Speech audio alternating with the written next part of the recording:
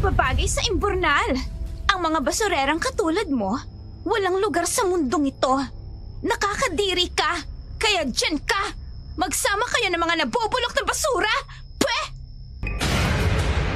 Magbabayad kayong lahat. Maghihiganti ako.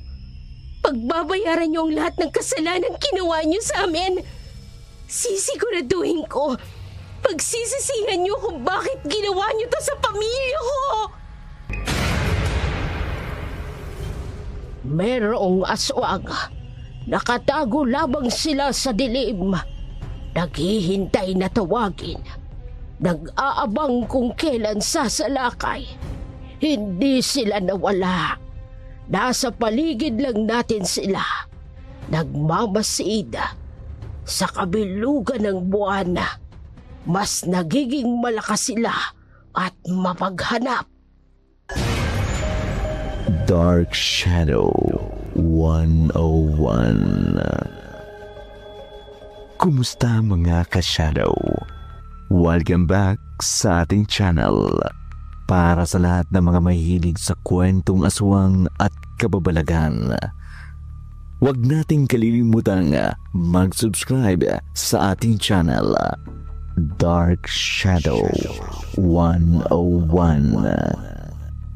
Lahat ng aming ilalahad mula mismo sa ating mga letter sender na hanggang ngayon nanginginig pa rin sa takot kapag naaalala nila ang kanilang nakaraan. Kwentong kilabot at katatakutan. Narito na ang ating tula sa araw na ito.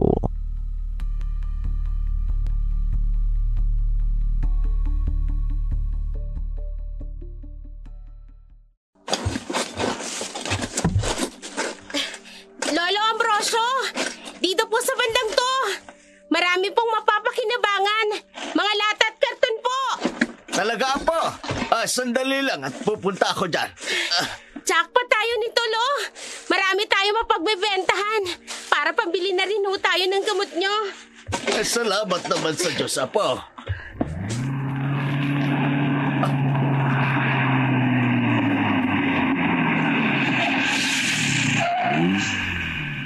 Hoy!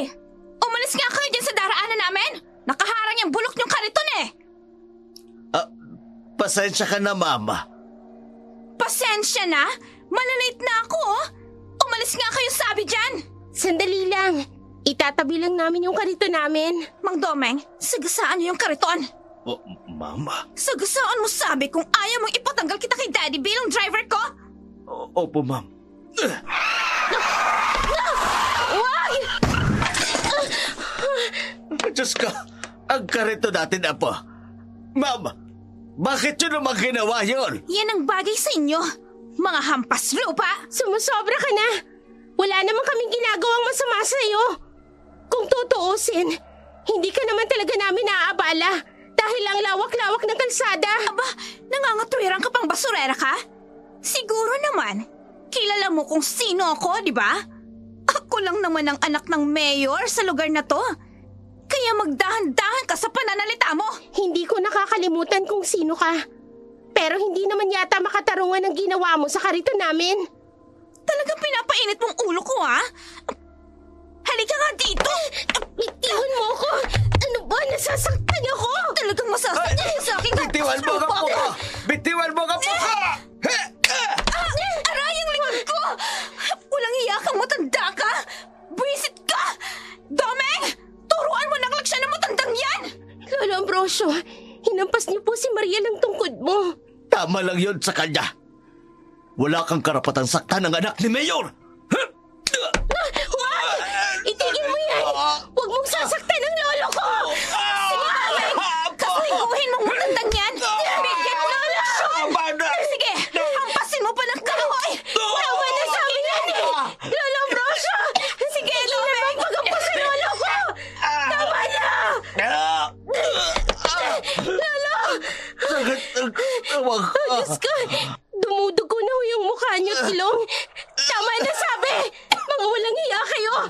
Wala kayong awa kahit sa matanda! At saan ka pupunta, ha? Hindi pa ako tapos sa'yo.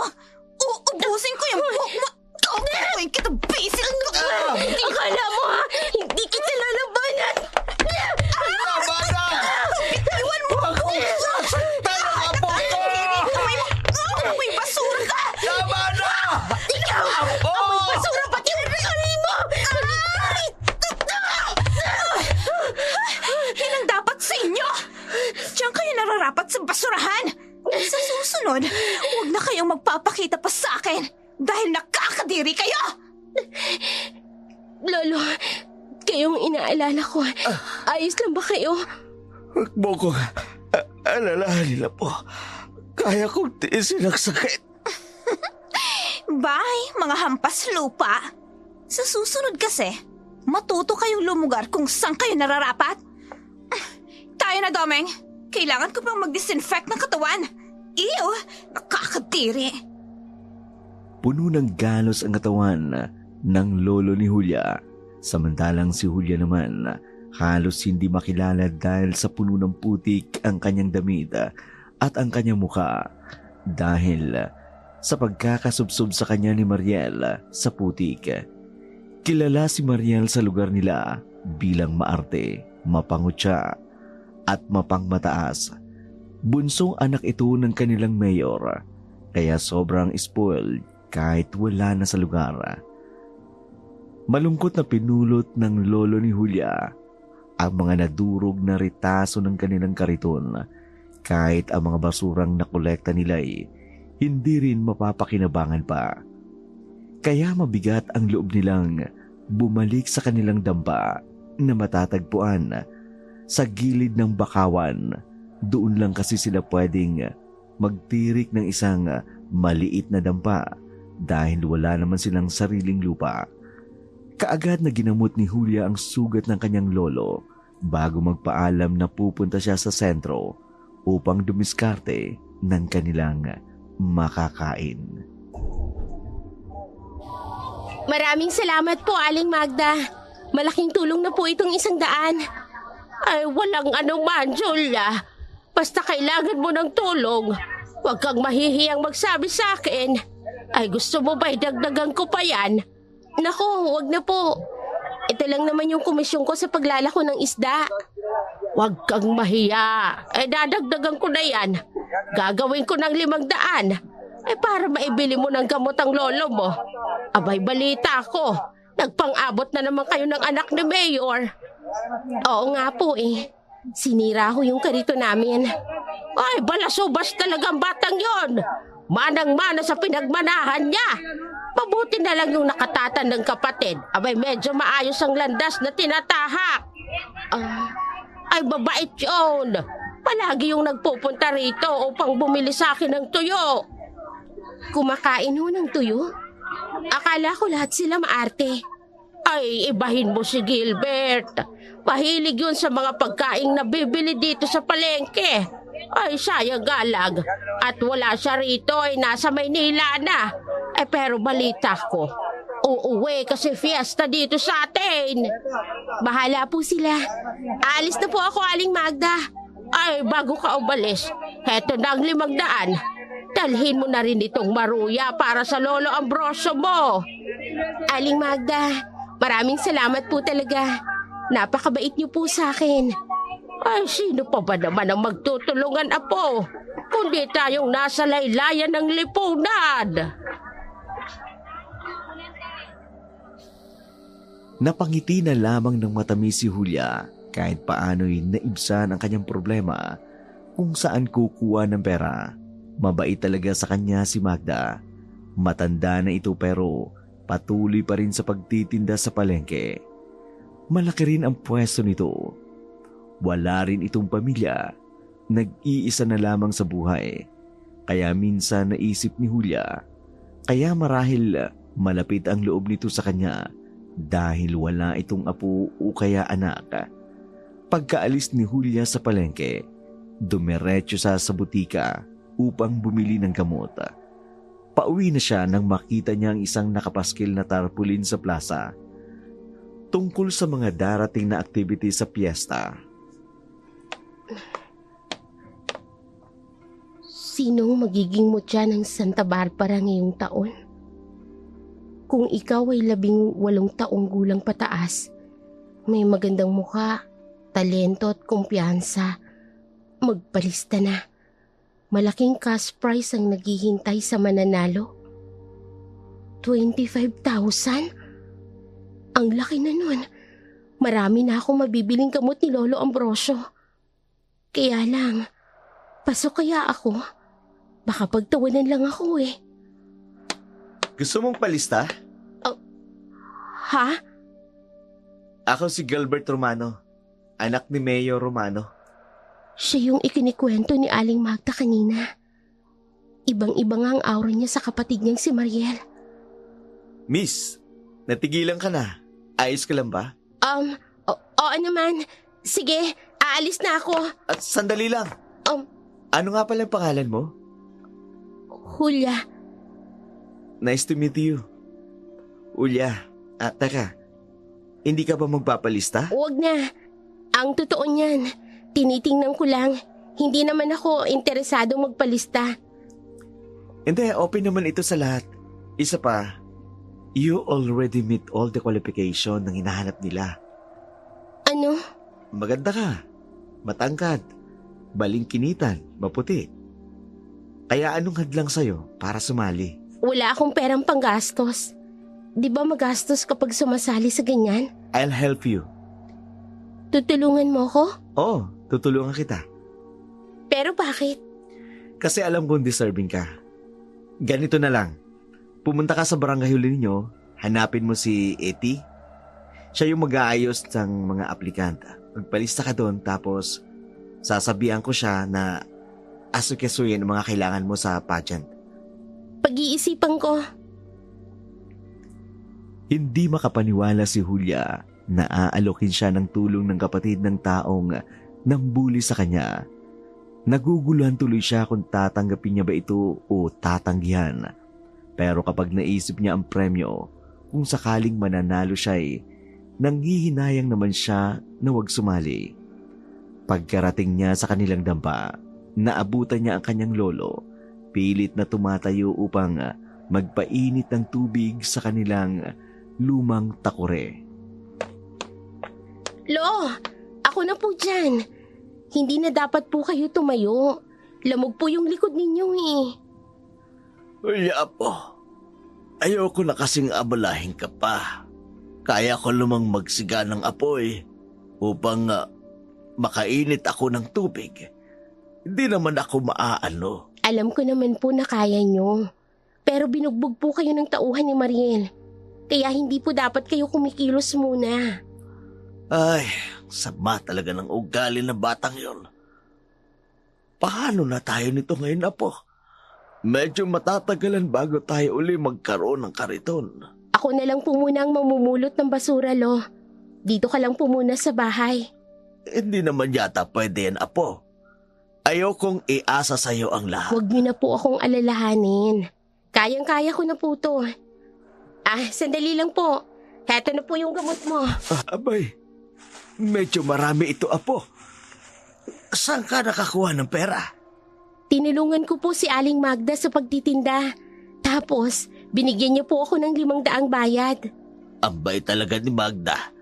Minsan nahihiya ako sa kanya dahil madalas niya tayong tinutulungan. Ako nga rin po, Lo. Kaya hanggat maaari, kapag nakikita kong kailangan niya ng tulong sa palengke, tinutulungan ko na rin po siya. Lumipas pa ang mga araw. Si Julia ay kumilos ng lahat ng gawain sa kanilang dampa. Kahit gusto siyang tulungan ng kanyang lolo, hindi niya ito pinapayagan. Sinubukan niyang manguha ng mga kahoy na maaari niyang gamitin sa pagkukumpuni ng panibagong kariton.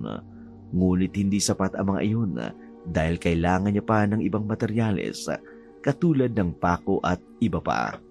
Kaya naman kinabukasan, maaga siyang nagising, nagtungo sa basurahan malapit sa paaralang pinapasukan din niya. Balak niya kasing mamasura muna pagpasok niya sa paaralan. Ngunit hindi pa man nangangalahati ang sakong dala-dala niya nabigla siya nang biglang tumilapon iyon sa may kabilang kalsada. Ano? Hindi mo pa talaga inilalagay sa lugar yung pagiging dukha mo, no? Pati dito sa school ay binabandera mo yung pagiging basurera mo? Wala ka bang kahihiyan? Ano bang problema mo sa akin, Mariel? Hindi naman kita pinakikialaman. Kung naaalibadbaran ka sa akin, di wag mo akong lalapitan. Sinampal mo ko? Oo, nang matauhan ka. Ang kapal na mukha mong utusan ako? Sino ka ba, ha? Bukod sa pagiging hampas lupa't basurera mo. At ano tong nababalitaan ko, ha? Na nakikipag-usap ka kay kuya ko? Wala ka na ba talagang natitirang kahihiyan dyan sa katawan mo? Siya ang lumapit sa akin para kausapin ako. Ang kapal! Ang kapal! Sobra! Grabe! Narinig niyo ba yon? Ang kuya ko raw ang lumalapit sa kanya. Totoo ang sinasabi ko. Wala akong intensyon na kausapin ang kuya mo.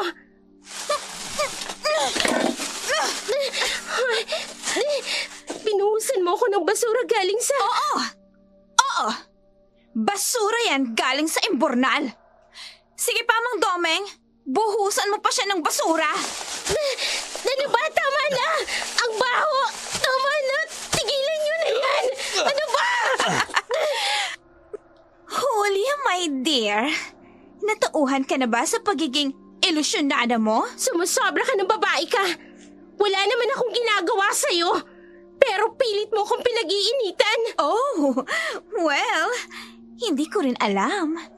Siguro, hindi ko lang talaga kayang makita ang katulad mong basura na pakalat-kalat lang sa kung saan. Walang iya ka. Huwag mong tatangkain. Saktan si Ma'am. Ano ba? Bitiwan mo ko. Julia, matuto kang lumuga dahil hindi mo ako magagawang saktan. Isang pitik ko lang ng daliri ko. Mawawalan kayo ng tirahan ng lolo mong hukluban. Hayop ka! Napakasama mo! Oo, masama talaga ako. Diyan ka nababagay sa imbornal. Ang mga basurang katulad mo, walang lugar sa mundong ito. Nakakadiri ka, kaya diyan ka. Magsama kayo ng mga nabubulok na basura. Walang iya ka! Walang iya kayo! Bagay sa'yo ang itsura mo, Julia. Di ba yan naman ang gusto mo? Ang mamulot ng basura? Kaya ayan, lumangoy ka sa imbornal na puno ng basura. Pikit matang umahon si Julia mula sa mabahong imbornal habang tinatanaw ang papalayong sasakyan ni Mariela kasama ang mga kaibigan nitong nanunood at kumukuha ng video habang siya ay binubuli ng babae. Bawat taong napapadaan sa kinaroroonan niya napatatakip ng ilong dahil masangsang ang amoy nito mula sa mga basurang kumapit sa kanyang katawan. Wala nang nagawa si Julia kundi ang bumalik sa kanilang dampa. Ngunit bago siya umuwi ay dumaan muna siya sa dagat upang doon magbanlaw. Ayaw niya kasing makita ng kanyang lolo ang ganong kalagayan dahil alam niyang mag-aalala ito. Ayaw niyang dagdagan pa ang alalahan nito. Pagkarating niya sa kanilang dampa, magtatanghali na naabutan niya ang kanyang lolo na kasalukuyang naghahablos ng talbos ng kamote at kasag na siguradong nahuli nito sa mga bitag sa bakawan. Lo, di ba sabi ko naman sa inyo, huwag ka munang kikilos. Apo, kaya ko na. Maayos ng pakiramdam ko. Isa pa, masasayang ito mga kasag kung hindi ko papandawin sa bitag na itinanim ko sa bakawan. Kayo na nga pong bahala. Basa ka yata. Naligo ka ba sa dagat? Opo, malinaw po kasi ang tubig sa dagat ngayon. Kaya naisipan ko pong maligo muna. May hindi ka ba sinasabi sa akin, Apo? Ho? Wala ho, Lo. Sinaktan ka na naman ng anak ni Mayor. Lo, huwag niyo na pong intindihin yun. Mukhang hindi talaga magbabago ang anak na yan ni Mayor, ano? Ang sama talaga ng ugali niya. Wala na po yatang balak na magbago. Papasok na po muna ako sa loob. Magbibihis lang po ako. Hindi na kumibo pa si Ambrosio. Sinundan na lamang nito ng tingin ang apo. Papasok sa loob ng damba. Lumipas na rin ang tanghalian. Hindi kumilos upang pumasok sa paaralan si Julia. Kaya malakas ang kutob ni Ambrosio na mukhang nagpang-abot na naman ito sa anak ni Mayor Romano. napabuntong hininga na lamang ng malalim ang matanda dahil mukhang ang kanyang apo ay palaging punterya ng kasamaan ng anak ng kanilang mayor. Samantala, kinabukasan ng Sabado, pumunta si Julia sa palengke upang tulungan si Magda sa pagtitinda upang kahit paano'y may pera siyang maiuuwi. Pero bago siya tuluyang pumunta sa pwesto ng matandang babae, ipinakilo niya muna ang mga nakalakal niyang mga bote. Papalabas na siya ng talyer ni Ismi nang biglang may tumalsik na putik sa kanyang damit galing sa mga uka ng lupa na natipunan ng tubig ulan, kaya naman nadumihan ang kanyang kulay puting damit. Oops! Sorry! Nandiyan ka pala, Julia. Hindi ka namin napansin. But don't worry. Bagay naman sa'yo eh. Mukha ka ng taong grasa.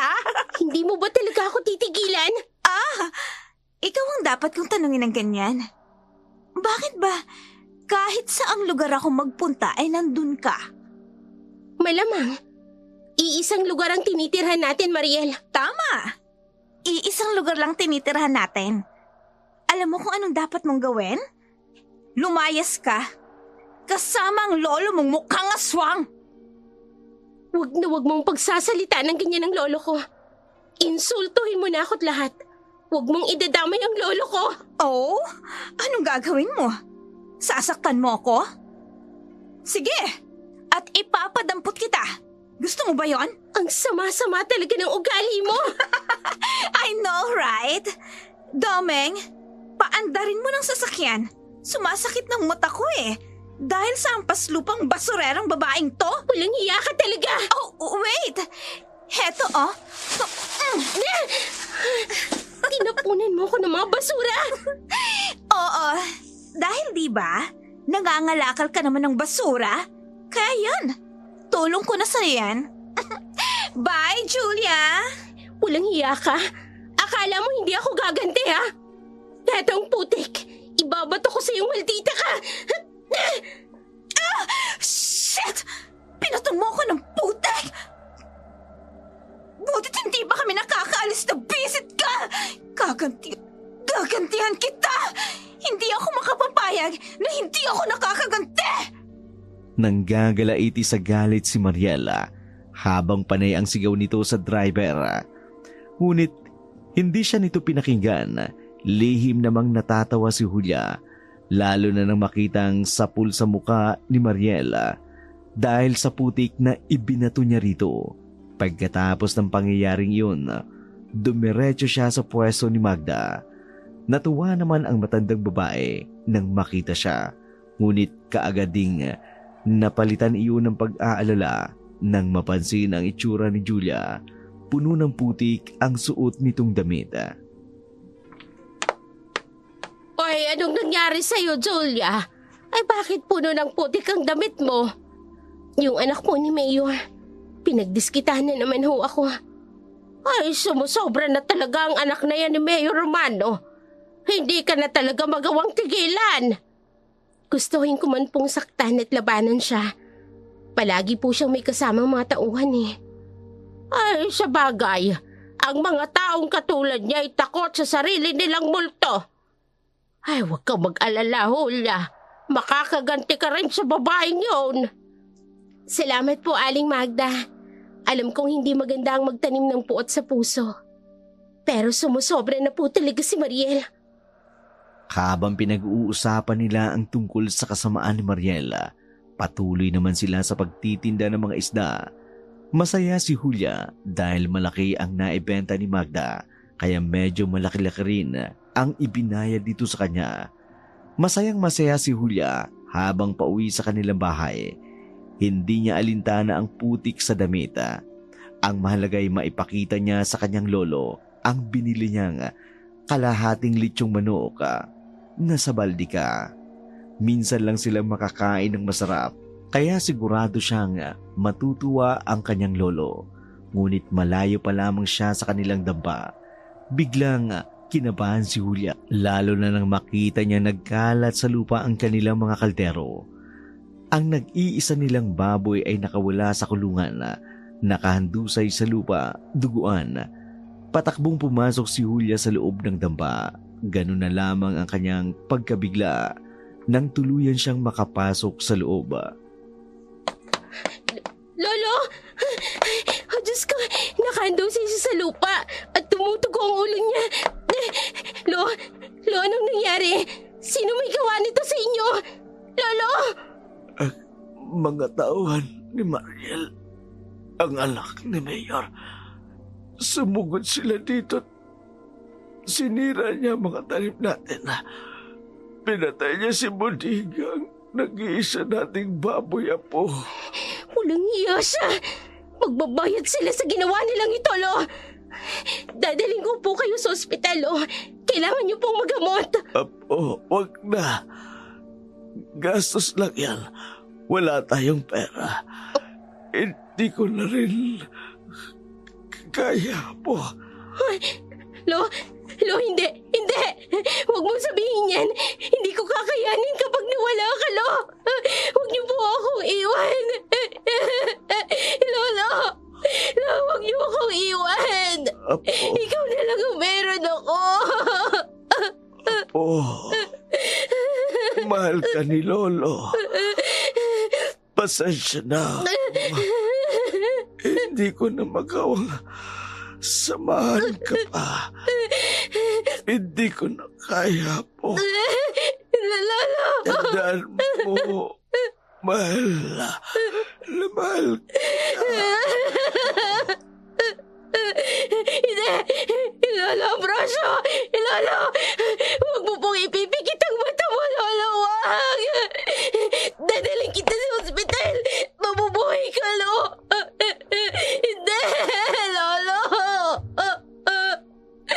Lolo!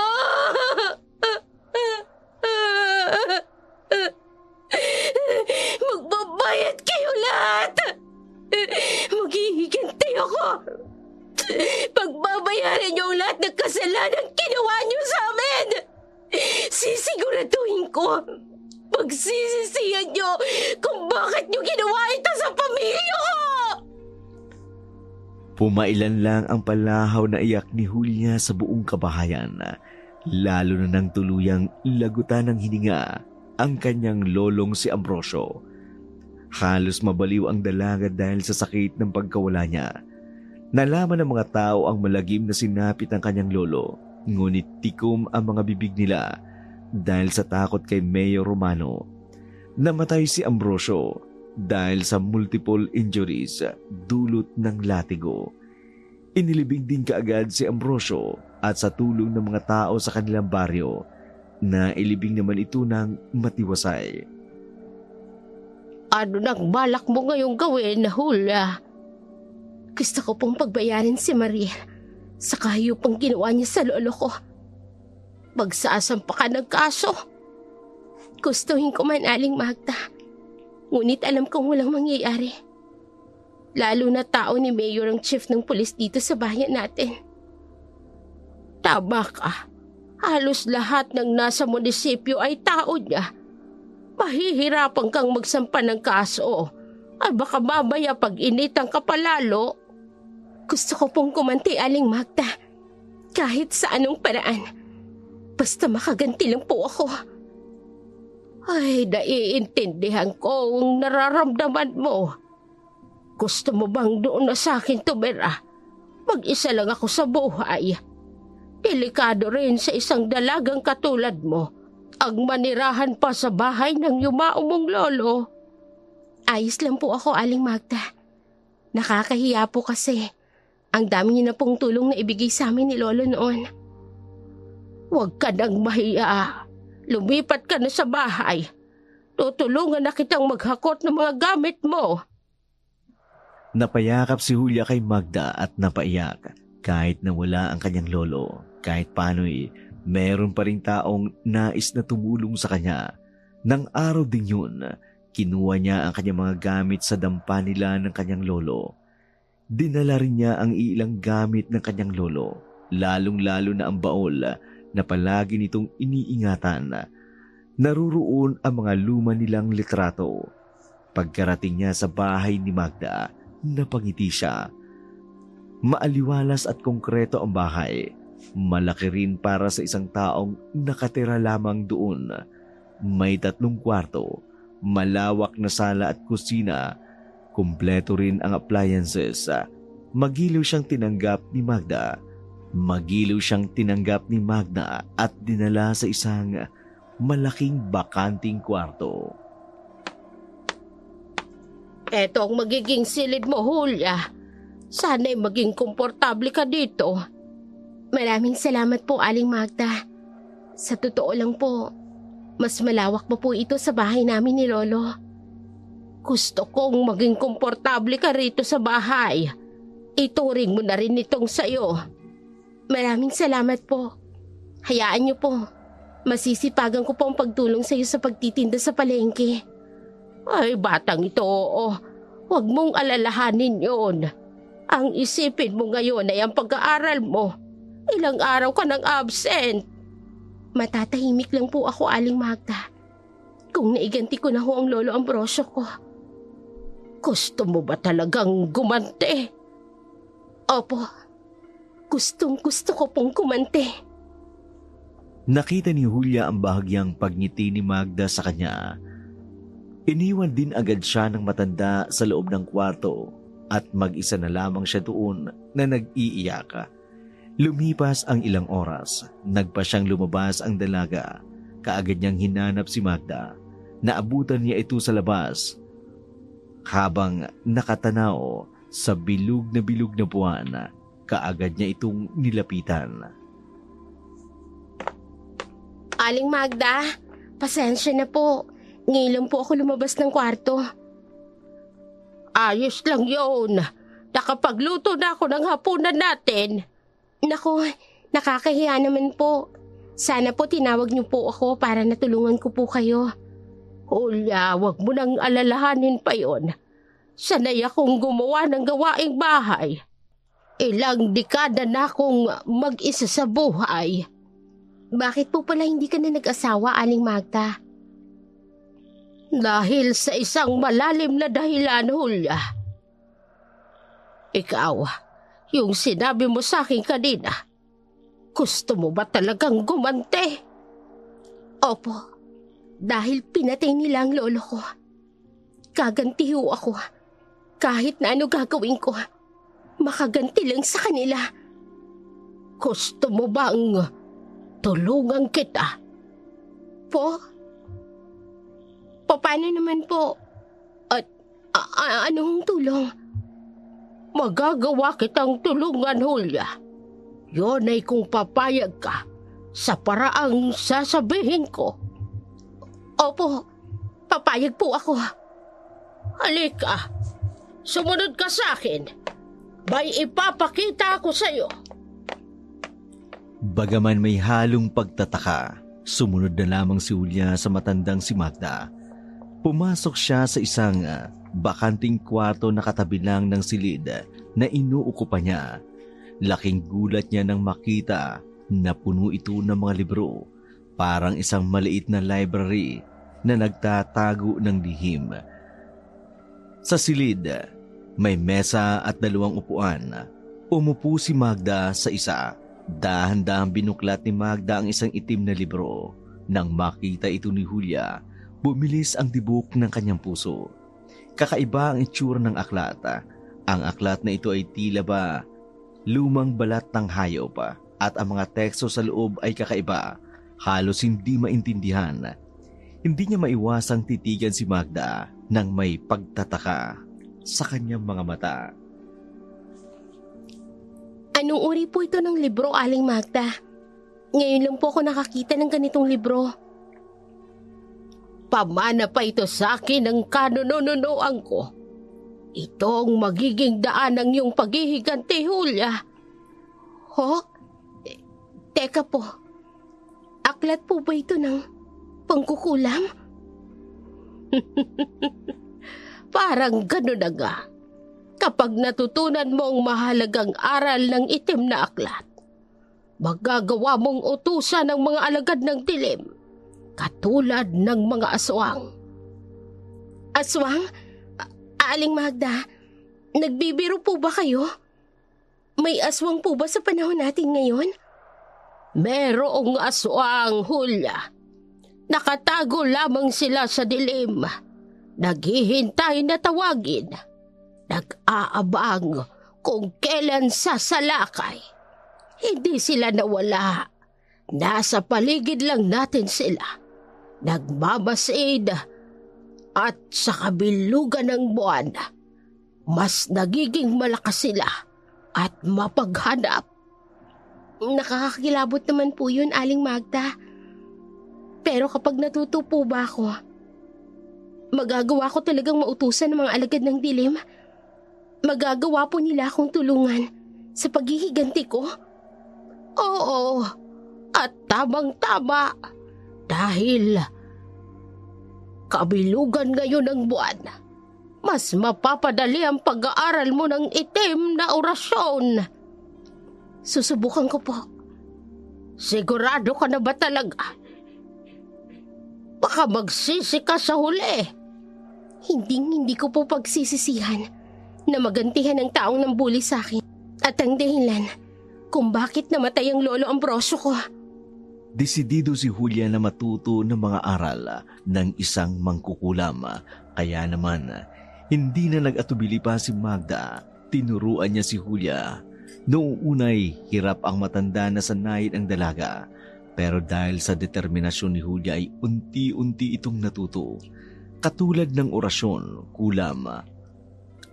Napapasunod ng mahabang uri ang mga nilalang ng dilim. Habang lumilipas ang mga araw, mas lalong nagiging maalam si Julia patungkol sa kaalaman ng librong itim. Isang araw, habang papasok si Julia sa kanyang klase, hinarangan siya ng grupo ni Mariela. Hi, Julia! Ngayon lang yata kita nakita dito sa school. Kamusta ka naman? Kamusta naman ang Lolo Ambrosio mo? Nananadya ka ba talaga? Ako? No way! Alam mo ikaw, kahit kailan ang dumi ng utak mo, no? Wala naman akong ginagawa sa'yo, girl. Ikaw tong pakalat-kalat na parang basura dito sa campus. Tapos sa akin ka galit? Akala mo ba, hindi ko alam na ikaw ang dahilan kung bakit namatay ang lolo ko? Ha? Hey! Magdahan-dahan ka sa pananalita mo. Sinabi sa akin ng lolo bago siya malagutan ng hininga. Wala ka talagang pusong babae ka. Maghintay ka lang. Dahil mas malala pa sa sinapit ng lolo ko ang sasapitin mo. Tinatakot mo ba ako, ha? Akala mo naman matatakot ako sa'yo? Ha? Peneta apes dulces ad florem bocantes. Ay! May mga bubuyog! Ay! Kinukuyog nila ako! Nako! Si Mariel kinukuyog na napakaraming pupuyog! Saan kaya mamupuyog na yan? Tulungan natin kawawa naman! Baka mamatay siya! Help! Tulungan niyo ako! Kulang pa yan sa ginawa mo sa lolo ko. Alis na!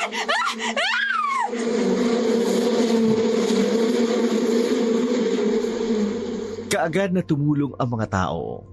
Itinaboy ang sangkaterbang mga bubuyog. Nawala naman ng malay si Mariela na noon ay puno ng kagata. Kaagad naman siyang isinugod sa public hospital sa kanilang bayan.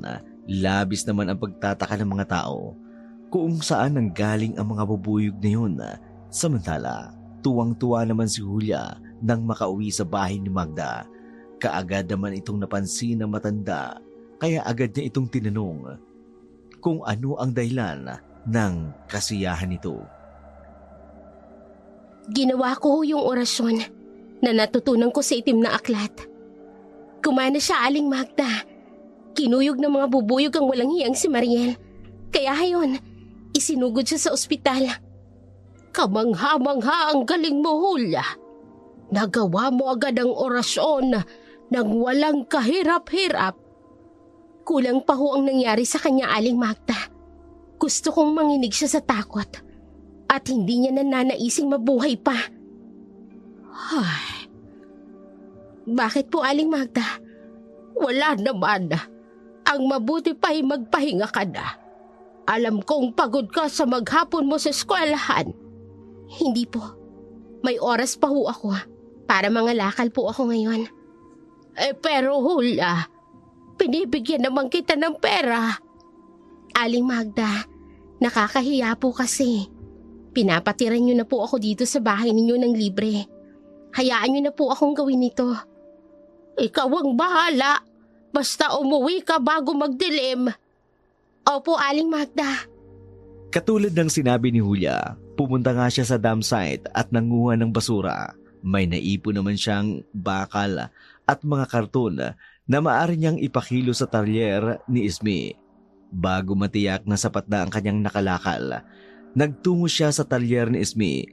Iilang trabador lamang ang natitira doon, pero wala sa mga iyon ang pansin ni Julia.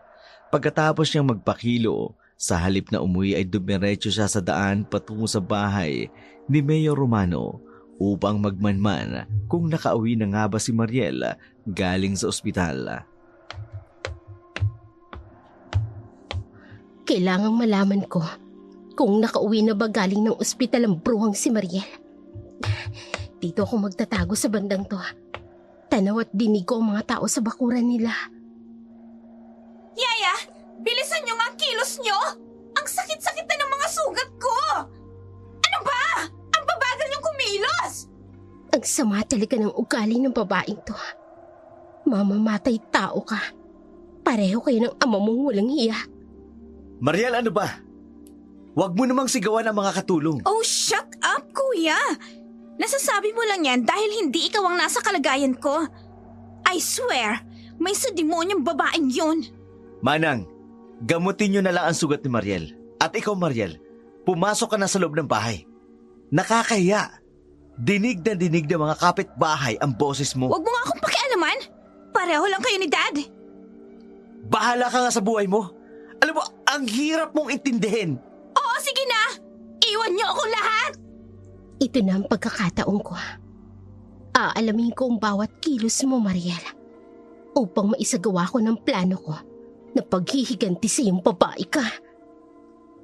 Nagmanman si Julia sa malaking bahay ng kanilang mayor. Inalam niya ang bawat kilos ni Mariela, kung anong oras ito pumapasok sa silid at kung anong ginagawa bago matulog. Ilang oras din ang tinagal niya roon bago siya umuwi. Malalim na ang gabi nang dumating siya sa bahay ni Magda. Patay na ang ilaw ng buong kabahayan, kaya naisip niyang tulog na ang matandang babae. Kaya naman, dumiretso na siya sa silid kung saan naruroon ang itim na aklat at nagmamadali niyang binuklat ang aklat na kanyang pinag-aaralan. Hetong orasyon na to ang gagawin ko. Vinet Feli Noctes Sanguas Vocat. Vinet Feli Noctes Sanguas Vocat. Vinet Feli Noctes Sanguas Vocat. Vinet Feli Noctes Sanguas Vocat. Ang lakas ng pagkulog at pagkidlat sa labas. Hulya, ano bang ginagawa mo? May ginagawa po akong orasyon mula sa aklat, Aling Magda. Hulya, hindi ka dapat basta-basta umuusal ng mga orasyon mula sa aklat. Baka mamaya, hindi mo magawang kontrolin ng mga ito. Kaya ko na po, Aling Magda. At hindi na po ako makapaghintay na makapaghiganti kay Mariel. Nauunawaan ko ang nararamdaman mo. Pero magdahan-dahan ka sa paggamit ng mga orasyon. Ngunit hindi nakinig si Julia kay Magda. Ang mga nasa isip niya ay ang makaganti kay Mariel sa ginawa nitong pagpatay sa kanyang lolo Ambrosio at sa pambubuli nito sa kanya. Samantala, sa bahay naman ni Mariel, nagpasya na sanang matulog ang babae pero bigla siyang napabalikwas ng bangon nang may marinig siyang kalabog mula sa kanyang beranda. Kaya naman dahan-dahan siyang bumangon kahit nanginginig ang kanyang katawan dahil sa takot. Sinong nandyan? Huwag kang magkakamali. Anak ako ng mayor. Walang sino man maaaring manakot sa akin. Oh no! Anong tunog yun? Saan galing yun? Sino ka? Lumabas ka dyan! Huwag mo akong tinatakot! Hindi ako natatakot sa'yo! Sino sabi yan eh? Hindi, sa may veranda, may lumabas na isang nilalang na may mahaba siyang dila at may pakpak siya. No! Monster! Daddy! Kuya! Help me! Huwag ka lalapit! Huwag ka lalapit sa akin! Hinihilan niya ako! Bitawan mo ako! Saan mo ako dadalhin? Bitawan mo ako! Kuya! Daddy! Help me! Kakapit ako sa veranda. Hindi ako sasama sa iyo! Kuya! Daddy! Mariel! Help! Kuya! Kuya, help me! Anong nangyayari dyan? Kuya! Mariel! Diyos ko! Ang kapatid ko! Inililipad ng kakaibang nilalang! Dinoko siya ng isang halimaw! Isang aswang! Hindi makapaniwala si Gilbert sa kanyang nakita. Tulala siya hanggang sa maabutan siya ng kanyang amang. Nagising lang din dahil sa ingay na nagbumula sa silid ni Mariela. Kaagad nitong tinanong si Gilbert kung ano ang nangyari.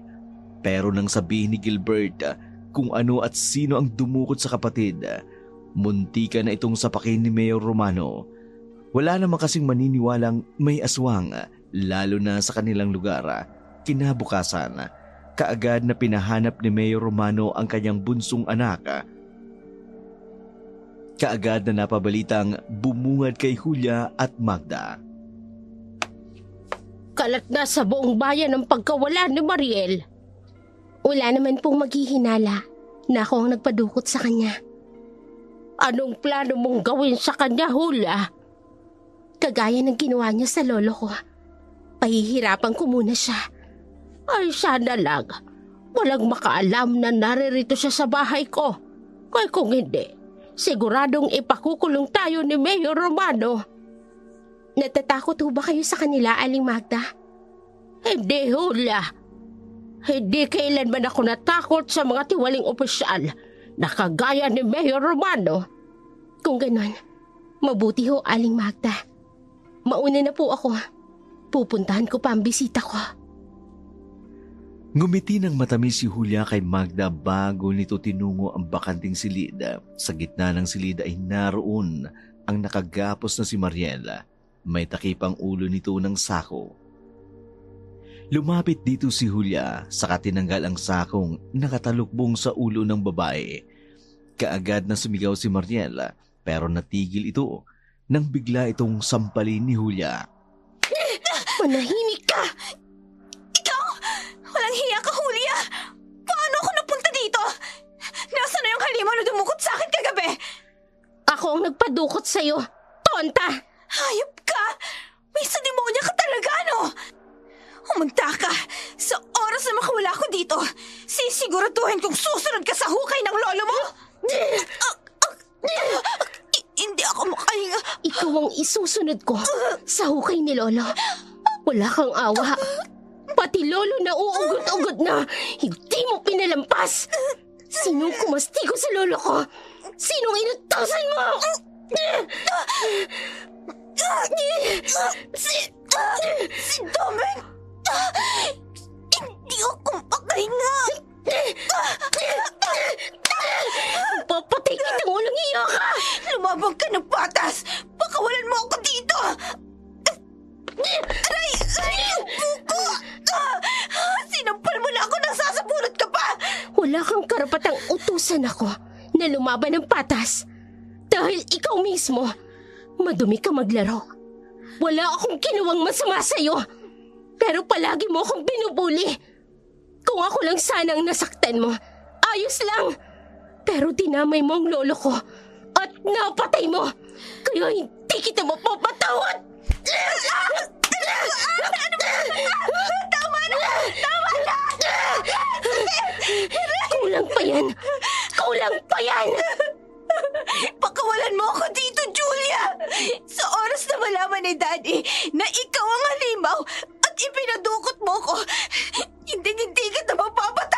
Wala akong pakialam sa tatay mong bruha ka. Ikaw ang may atraso sa akin. Si Domeng. Kaya kayong dalawa, kayong magbabayad. Hanapin niyo si Domeng. Ipagiganti niyo ang lolo ko. Paano mong nauutusan ang mga aswang at ang mga halimaw? Teka, ikaw din bang nag-utos sa mga bubuyog na kuyugin ako? Sino pa ba sa akala mo? Si Dana? Bobo ka ba? Pakawalan mo ako dito, Julia! Magbabayad ka sa ginawa mong to sa akin! Pakawalan mo, sabi ako dito! Magmakaawa ka muna. Never! Tigas talaga ng mukha mo. Mamamatay tao nga naman. Ano ka ngayon? Sinong tutulong sa'yo? You think untouchable ka? Nasaan ang mga tauhan mo ngayon? Pakawalan mo ako! Help me! Tinukot ako ni Julia! May alagad siyang aswang! Saklolo, tulong! Walang makakarinig sa'yo, Mariel. Wala! No!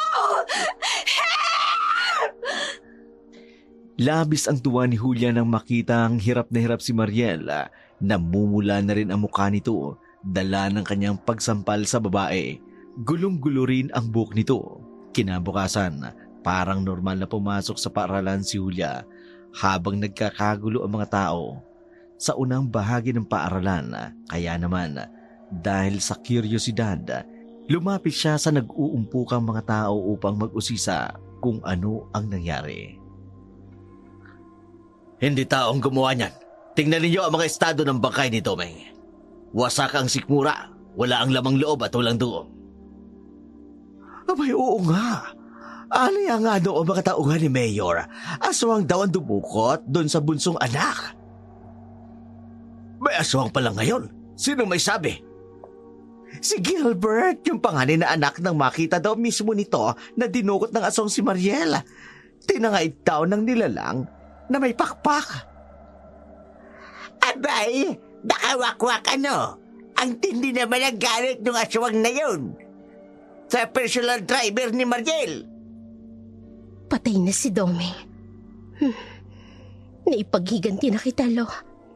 Patay na ang kumastigo sa'yo. Pero meron pang isa. Si Mariel. Pahihirapan ko muna siya. Hanggang sa gumapang siya sa pagmamakaawa sa lahat ng kahiyupang ginawa niya sa atin. Julia, Gilbert? schoolmate ka ni Mariel, di ba? Oo. Please lang, kapag nakita mo siya, ipagbigay alam mo kaagad sa amin. Nag-aalala na kasi kami sa kanya. Hindi namin alam kung saan siya dinala ng aswang. Aswang? Oo, kitang-kita ko, Julia. Tinangay siya ng aswang. Tapos ngayon si Mang Domeng. Hayan, natagpo ang patay. Ewan ko ba, hindi ko maintindihan kung ano nga ba talaga ang nangyayari. Kung anong kababalagan ang nangyayaring ito sa pamilya namin. Huwag kang mag-alala. Kapag nakita ko ang kapatid mo, ipagbibigay alam ko kaagad sa inyo. Maraming salamat, Julia. Eto nga pala ang flyers. Makikisuyo naman kung pwede. Pakibigay na rin sa mga taong makakasalubong mo. Oo ba? Gagawin ko yan. Napawi ang ngiti ni Julia nang tuluyang umalis si Gilbert kasama ang iba pang tauhan ni Mayor na naghahanap kay Mariela. Kaagad niyang inilagay sa kanyang bag ang flyers na ibinigay ng lalaki. Lumipas ang maghapon, walang ibang usapan ang mga estudyante kundi ang pagkawala ni Mariela at ang pagkamatay ni Domeng. Marami ang nagsasabing aswang ay may kagagawa ng lahat, lalo na't sinabi ni Gilbert na nakita raw nitong isang aswang ang dumukot sa kanyang kapatid. Pagka-uwi ni Julia mula sa paaralan, kaagad siyang dumiretso sa silid kung saan nakakulong si Mariel. Doon niya nasilayan ang takot sa mga mata ng dalaga nang makita niyang pumasok. Isang anyo na noon niya lamang nakita. Ikaw, pakawalan mo ako dito.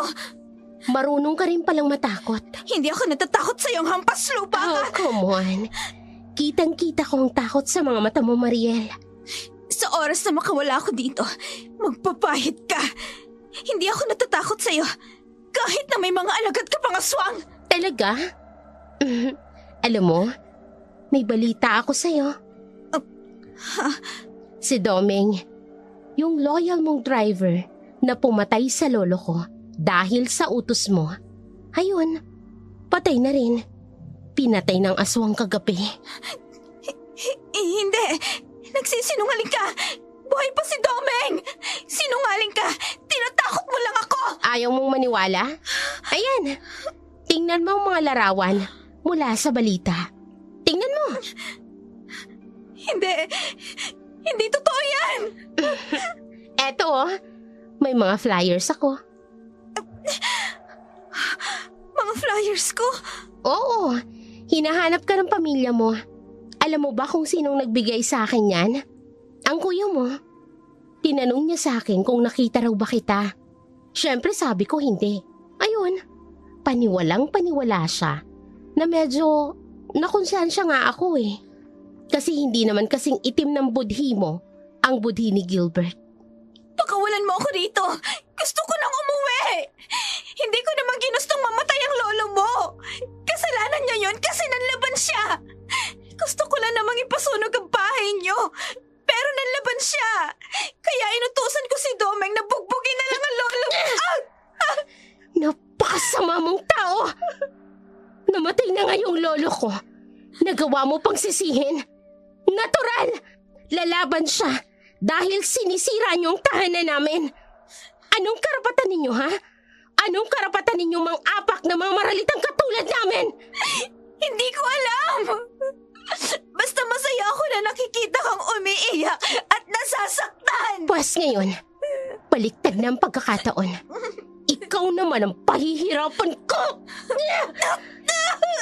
Tama na! Ang sakit ng buko! Aray!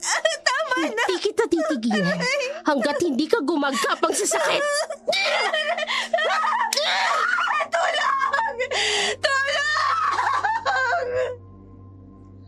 Patuloy na sinasabunutan ni Julia si Mariela. Labis ang galit ng dalaga sa mga sinabi sa kanya ni Mariela tungkol sa lolo niya. Nang magsagawa si Julia ng pananakit sa babae, lumabas siya ng silid. Kita ng mga mata ni Julia ang puot at galit. Maya-maya'y nakita niya si Magda na umiinom ng kape sa may salas, kaya't nilapitan niya ang matandang babae. Naupo sa harap nito. Sa upuan ng matanda, tinitigan bago nagsalita. Nakikita ko ang sarili ko sa'yo doon. Ano pong ibig niyong sabihin, Aling Magda? Nilamon din ako ng galit at ng puot ko. Naghiganti sa mga taong nakagawa sa akin ng kasalanan. Pero habang tumatagal, hindi ko na nakikilala ang sarili ko. Dahil puro na lamang galit ang pinapairal ko. Gusto niyo po bang itigil ko na ang paghihiganti ko kay Maria? Kahit na napatay niya ang lolo ko? Hindi ko siya nakikitaan ng pagsisisi man lang, Aling Magda. Sinisisi niya pa nga si Lolo Ambrosio. Ang kapal ng pagbumukha niya. Julia, hindi ko sinabing tumigil ka. Dahil kung yan ang sa tingin mo'y tama para sa'yo. Pero sana, kapag nakamtan mo na ang katiwasayang hanap mo, huwag mong hayaang ilubog ka ng galit mo sa kumunoy ng kasalanan. Mahirap nang umahon kapag napabayaan mo ng sarili mong lunuri ng galit at ng puot. Kayo po ang nagsabi na tutulungan niyo ko. At napakalaking tulong ng ginawa niyong ito, Aling Magda. Kung hindi mo ko tinuruan ng orasyon ng isang itim na mangkukulam, hindi ko mauutusan ng mga aswang na gawin ang lahat ng plano ko. Bahagyang napailing na lamang si Magda. Kahit anong sabihin niya kay Julia, hindi ito nalilinawan dahil puno ng galit at puot ang puso nito. Bulag at bingi ito sa anumang sabihin niya rito. Samantala, kinabukasan, walang pasok sa paaralan si Julia kaya nagpasya siyang pumunta sa palengke upang tulungan si Magda sa pagtitinda. Iniwanan niya si Mariel dahil sigurado naman siyang hindi makakawala doon Habang naglalakad siya sa palengke, hindi sinasadyang nakasalubong niya si Gilbert. Magandang umaga sa iyo, Julia. Ganon din sa'yo, Gilbert. Hanggang ngayon, hindi pa rin natatagpuan ang kapatid ko. Si Daddy naman, pumunta sa bahay ng isa sa mga tauhan namin. Bakit? Anong nangyari? Katulad ni Domeng, pinatay din siya ng aswang. Nagtataka nga ako eh. Bakit namamatay lahat ng tauhan namin? Yung mga tauhan na naka-assign kay Mariel. Hindi ko alam. Sige mauna na ako sa'yo. Maraming salamat. Maraming nagsabi sa akin na binubuli ka raw ng kapatid ko. Totoo ba? Wala namang mangyayari kung magdi-deny ako. Oo, araw-araw niya akong binubuli. Bakit hindi mo sa akin sinabi nung una tayong nagkausap? Hindi mo naman problema. Ang problema ng kapatid mo. Isa pa, kahit pa sabihin ko sa'yo, hindi niya naman ako titigilan. I'm sorry. Hindi dapat ikaw ang nagsusorry kung hindi yung kapatid mo. Sige, kailangan ko nang bumalik sa pwesto namin ni Aling Magda. Tinanaw na lamang na binata ang papalayong si Julia. Marahas namang pinunasan ng dalaga ang luhang hindi niya namamalayang tumulo na pala. Marahil dahil sa unang pagkakataon na may taong humingi ng tawad sa mga pananakit at pangungutya na kanyang dinanas. Pabalik na siya sa pwesto ni Magda. Tinulungan siya nitong magtinda ng isda. Ang iba namang paninday itininda niya. Hapon na nang makauwi sila. Bawat taong kanilang madadaanan, walang ibang bukang bibig, kundi ang gumagalang aswang sa kanilang lugar. Kaya maaga pa lamang ay nagsara na ang mga ito ng kani-kanilang bahay. Takot na baka sugurin o dukutin din ang kanilang pamilya ng mga aswang. Julia, pakawalan mo na ako dito. Pangako, hindi na ako magsasalita na ikaw ang nagpadukot sa akin. Na may mga alagad kang aswang at ikaw ang nagpapatay kay Domeng gamit ng mga aswang. Hindi pa ako tapos sa'yo, Mariel. Hindi pa ako masaya sa nakikita kong paghihirap mo. Ano pa ba ang gusto mo? Nagmamakaawa na nga ako. Walang hiya ka. Sumusobra ka na. Papatayin mo ako, ha? Ipapakain mo rin ang lamang loob ko sa mga aswang mong alaga. Alam mo, ang talino mo. Binigyan mo ko ng ideya sa kung anong dapat kong gawin. Hindi, Julia. Nagbibiro lang naman ako. Wag! Wag! Wag! Hindi! Hindi. Yung aswang. Yan yung dumukot sa akin. Nandito siya. Huwag ka lalapit. Huwag ka lalapit. Wag! Huwag kang mag-alala. Hindi kanya kakainin hanggat hindi ko sinasabi. Julia! Julia! Parang awa mo na. Nagmamakaawa ako sa'yo. Tama na. Huwag mo akong ipakain sa halimaw na yan. Oh, akala ko ba hindi ka magmamakaawa sa akin? Bakit ngayon? Nagmamakaawa ka na. Parang awa mo na, Julia. Ayoko na. Pakawalan mo na ako dito. Sa isang kondisyon. Ano yun? Sabihin mo lang sa akin. Susundin ko. Gagawin ko. Basta pakawalan mo lang ako dito. Aaminin mo sa harap ng kamerang ito ang lahat ng ginawa niyo sa lolo ko ng araw na yun. Hindi! Ayoko! Wag! Dugo. Gusto kong sipsipin ang kanyang dugo at kainin ang kanyang lamang loob. Julia, parang awa mo na! Magsalita ka o tutuluyan kita. Naiinip ako, Mariel! No! Magsasalita na ako. Apo, ikaw na ba yan? Maaga kayatang umuwi ngayon. Anong ginagawa niyo rito? Nasaan ang apo mo, tanda? Ilabas mo siya ngayon din. Pinahiyan niya ako sa school, kaya magbabayad siya. Wala dito ang apo ko. Kaya makakaalis na kayo.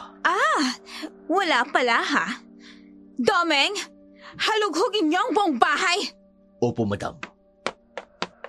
Wala kayong karapatang gawin ito. Lumabas kayo ng bahay namin! Huwag ka nang Baro-baro na maingay! nga! Ano ba, tanda? Huwag ka sabing maingay. Naiinis na ako sa ingay ng bunganga mo. Ma'am, wala dito.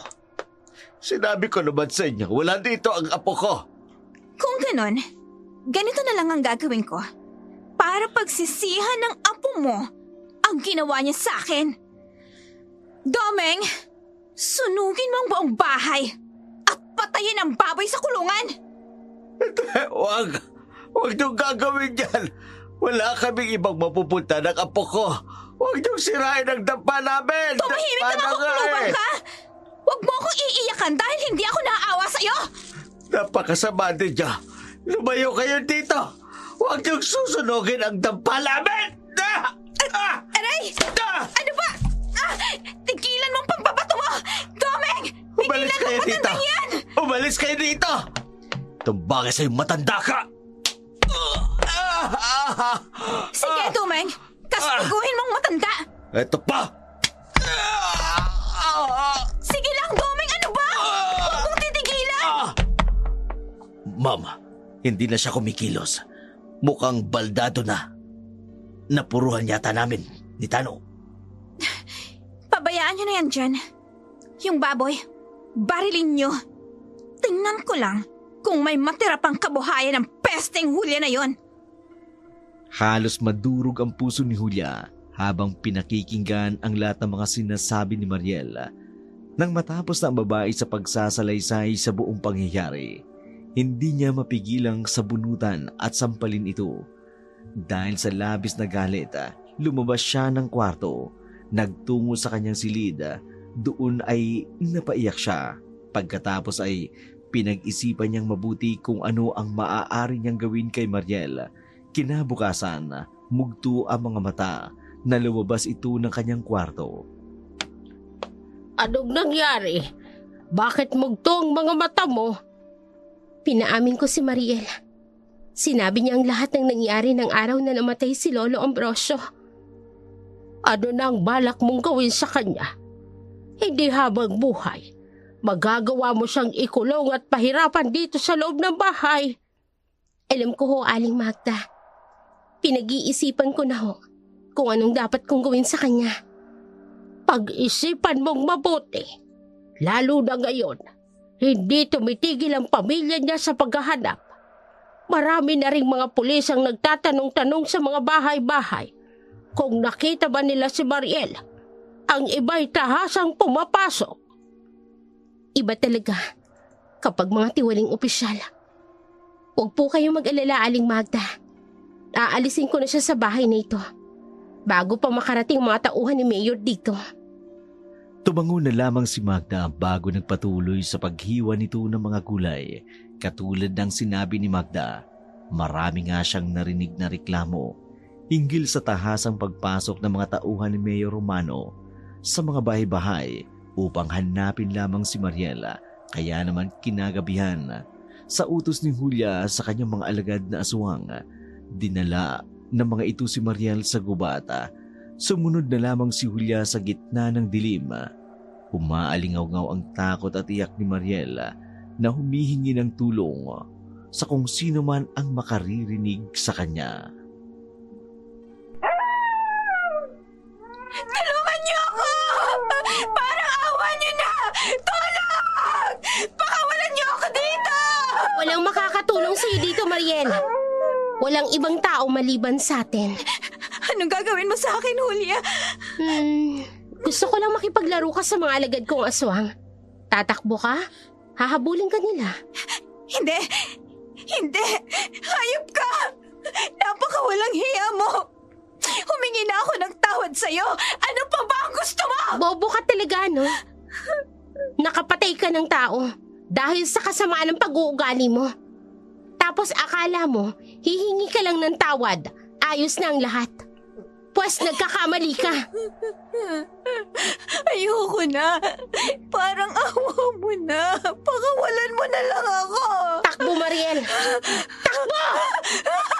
Bilisan mo ang pagtakbo. Nariyan na sila sa likod mo! Hindi! Bilis! Hindi! Wag! Nariyan ang mga aswang! Hindi!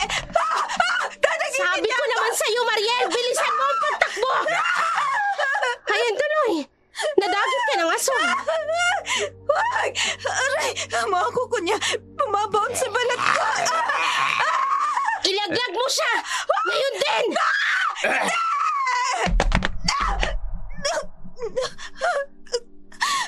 Ang buong katawan ko! Ang sakit! Aray! Ang paa ko parang nabali! Ano, Mariel? Hindi ka na ba makatayo ngayon? Paano yan? Hindi ka na makakatakbo. Paano ka makakatakas niyan? Huwag niyo na akong pahirapan pa. Patayin niyo na lang ako. Aray ko. Hindi ko ibibigay ng ganun kadali ang gusto mo. Gusto ko, araw-araw kang maghirap at usigin ang konsensya mo dahil sa ginawa mo sa lolo ko at sa pagpapahirap mo sa akin. Kagapang ako. Aray! Napakat mong likod ko. Hindi ka makakaalis ng ganun kadali. Gusto ko, kapag bumalik ka sa pamilya mo, durog na durog ka. Naiintindihan mo? Oo! Aamin ka sa lahat ng kasalanan mo. Dahil kung hindi, katulad ng ginawa mo sa lolo ko, idadamay ko ang buong pamilya mo hanggang sa mag-isa ka na rin lang nakatulad ko! Oo na! Patawarin mo na ako! Dalhin mo siya sa paanan ng bundok. Siguraduhin mong hindi siya makakakilos. Ano ba? Para hindi siya makahingi ng tulong. Gawin mo na! Oo, masusunod, amo. Julia, parang awa mo na. Maawa ka na sa akin. Pinapangako ko sa'yo. Magbabago na ako. Dapat lang, Mariel. Dapat lang! Halika na!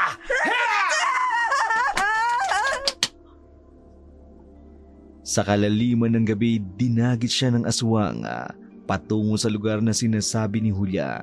Dinig na dinig ni Julia ang alulong ng mga aso sa paligid. Pagkatapos ay nagpa siya ang dalaga na umuwi sa bahay ni Magda. Kinabukasan, agad na pumasok ang balitang natagpuan si Mariel sa paanan ng gubat. Wala na raw itong malay at sugatan.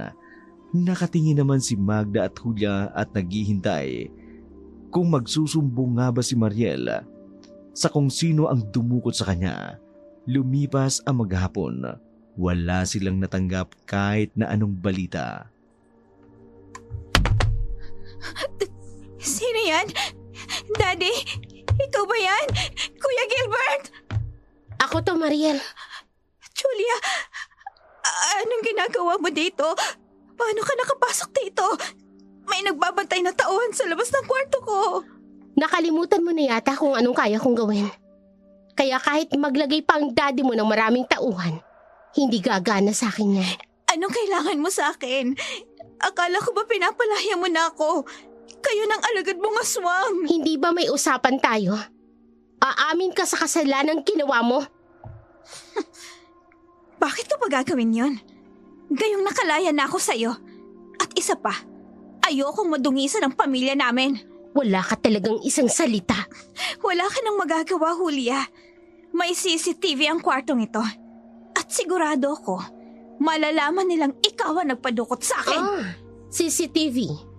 Sa tingin mo tanga ako na basta-basta na lang susugod na hindi mo na idinidispatcha ang CCTV?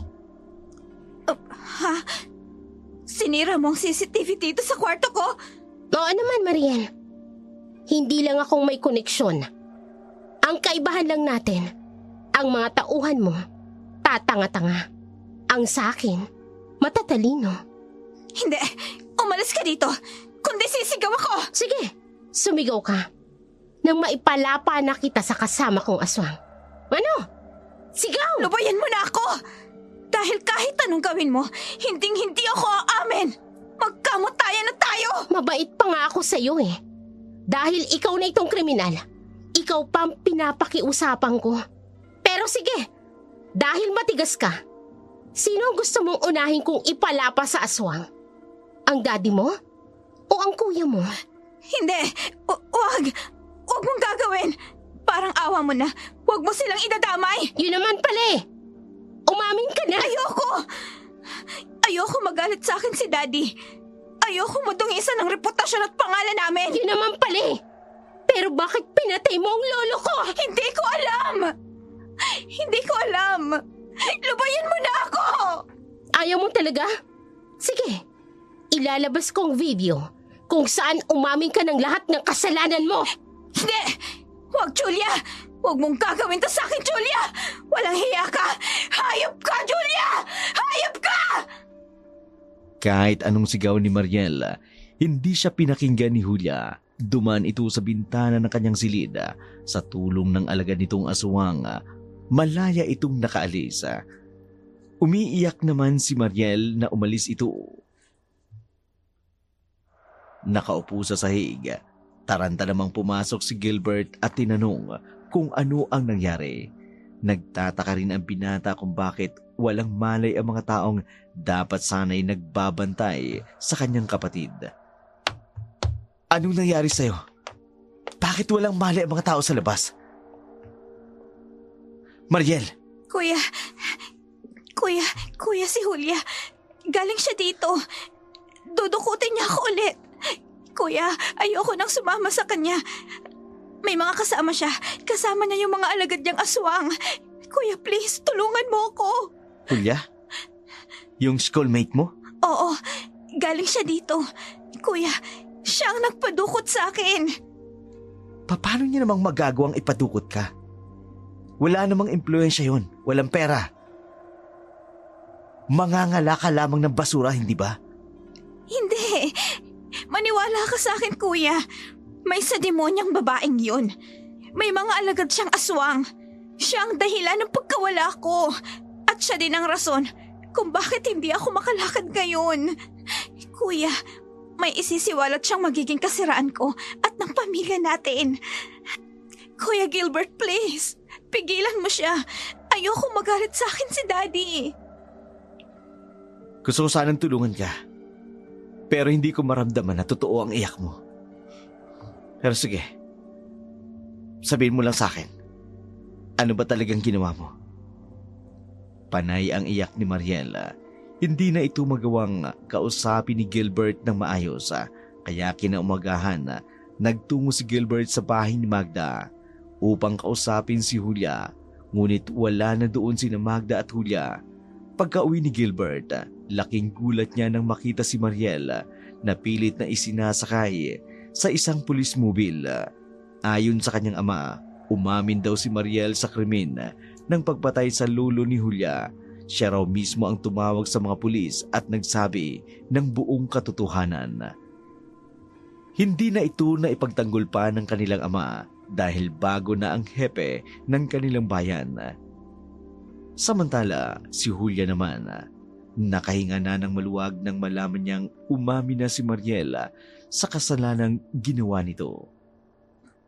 Panginoon, narito po ako ngayon sa paanan ninyo upang humingi ng kapatawaran sa mga kasalanang nagawa ko. Alam kong hindi ko dapat inilagay sa kamay ko ang batas, pero yun ang nakikita kong paraan upang mabigyan ng katarungan ng pagkamatay ng lolo ko. Patawarin niyo po ako sapagkat ako'y makasalanan. Diyos ko, lalo na't pati ang paggamit ng alagad ng dilim ay ginawa ko. Mais sa katuparan ko lamang ang paghihiganti ko.